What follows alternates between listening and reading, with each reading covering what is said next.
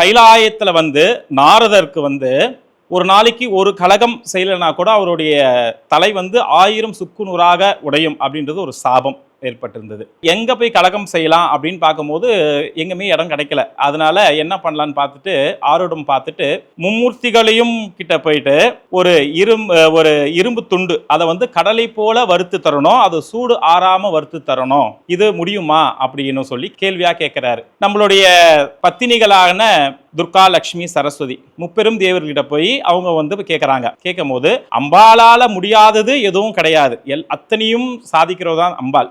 அம்பாள் என்ன நினைச்சால்னாக்கா, நாரதர் இது போல ஒரு கேள்வி கேட்டிருக்காருனாக்கா, அப்போ நாரதர் இதையும் சாத்தியமாக்கக்கூடிய ஒரு பெண்ணை பார்த்திருக்கிறாரு, அதனால்தான் இப்படி ஒரு கேள்வி கேட்டிருக்கிறாரு. அந்த பெண் யாரு நம்ம தெரிஞ்சுக்கிட்டு அந்த பெண் மூலியமாக இந்த புவி உலகில் நம்மளுடைய அவதாரங்களை நிறைவேற்றணும் அப்படின்னு சொல்லிட்டு இது எங்களால முடியாது அப்படின்னு சொல்லிட்டாங்க.